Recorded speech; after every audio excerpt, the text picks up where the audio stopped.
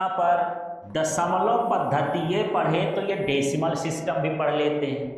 तो सामान्य गणित माने जो हम दैनिक जीवन में, बोलचाल में, हिसाब किताब में, लेखा जोखा में जो गणित पढ़ते हैं उसको हम क्या पढ़ते हैं? सामान्य गणित। रोजमर्रा के जीवन में आती है। यह दशमलव पद्धति पर आधारित होता है। तो दशमलव का मतलब क्या होता है? बिंदु रखना, वो समझते हो?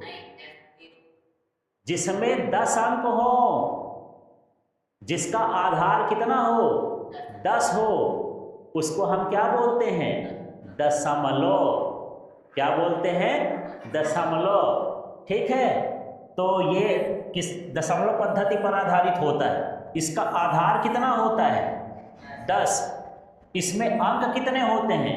0 से लेकर के 9 तक। कुल कितने अंक हो गए? 10। 0 1 2 3 4 5 6 7 8 9 9 तो हो गए। 0 और शामिल कर लो तो कितने अंकों का होता है? 10 का उपयोग किया जाता है। दैनिक जीवन में हम इसी का उपयोग करते हैं। तो भैया इसमें तो मैं बोल दिया कि यहाँ पर दशमलव आधार 10 होता है। कैसे होता है आधार 10, इसको समझते हैं। ठीक है। 1 लिखता हूं, इसका मतलब मैं लिखूंगा 1 गुणे 10 की घात 0। 10 को घात में लिख सकते हो। तो 10 की घात 0 का मतलब क्या है भाई? 1। तो 1 आ जाएगा। यदि मैं 2 लिखूंगा तो क्या हो जाएगा? 2 लिखने का मतलब क्या है? 2 लिखने का मतलब है कि 2 गुणे 10 की घात 0। सबको 10 की घात में लिख सकते हो। यदि मैं 25 लिख दिया, इसका मतलब क्या है? 2 गुणे 10 की घात 1 प्लस 5 गुणे 10 की घात 0। इसको भी 10 की घात में लिखा। 2 लिखा, दहाई का है तो 10 की घात 1 हो गया। अब 5 है, गुणे 10 की घात 0 लिख दी। 10 की घातों में व्यक्त कर सकते हो। अब मुझे बताओ कि मुझे 365 लिखना है, इसको 10 की घात में व्यक्त करो भैया। 3 है, ये सैकड़ा में है तो 10 की घात कितना हो गया? 2 प्लस ये 6 है तो 6 गुणे 10 की घात कितना हो गया? 1। ये 5 है तो 5 गुणे 10 की घात 0। सबको 10 की घात में लिख सकते हो। तो ये ऊपर घात कहलाता है, नीचे वाला क्या कहलाता है? आधार। तो जिस संख्या का आधार 10 हो उसी को हम क्या बोलते हैं? दशमलव पद्धति। और इसमें कितने अंक होते हैं? 10 अंक होते हैं। ठीक है। तो इस तरह से यहाँ पर ये संख्या पद्धति वाला चैप्टर था। थोड़ा सा एक चीज और समझते हैं कि क्या सारी संख्याएं जो होती हैं कैसे कैसे शामिल होती हैं। सबसे पहले कौन सी संख्या होती है? घेरा बनाओ तो सबसे पहले कौन सी संख्या पढ़े हो? प्राकृतिक। ठीक है। प्राकृतिक को यदि 0 मिला दो, है ना, तो ये किसको बता देगा? ये कौन सा कहला गया? ये क्या कहला गया? पूर्ण। इसमें 0 शामिल कर देते हैं। ठीक है। तो ये क्या कहला गया? पूर्ण संख्या।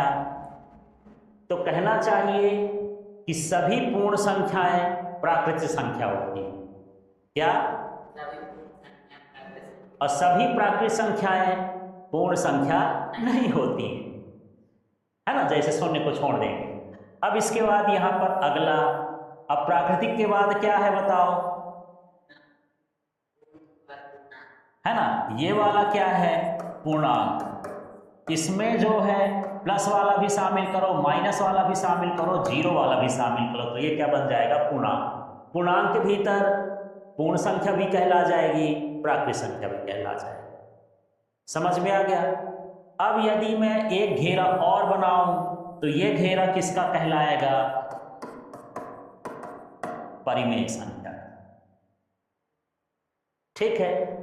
तो परिमेय संख्या में पूर्ण संख्या भी शामिल है, पूर्णांक संख्या भी शामिल है, प्राकृतिक संख्या भी शामिल है। वो क्या कहलाएगा? परिमेय। अपरिमेय इनके भीतर का है क्या?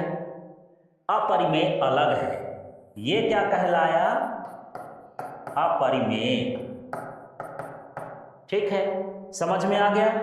अपरिमेय अलग होता है और इन सभी को मिलाकर के ही क्या कहलाता है? वास्तविक संख्या। ये क्या कहला गया?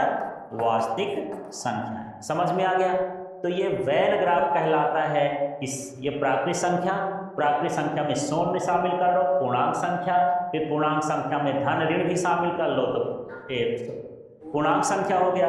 और यदि बटे में भी लिख दो तो परिमेय संख्या कहला गया, और रूट में आएगा तो अपरिमेय संख्या कहलाएगा, इनसे अलग कहलाएगा, और सबको मिला दोगे तो ये क्या कहलाएगा, वास्तविक संख्या है।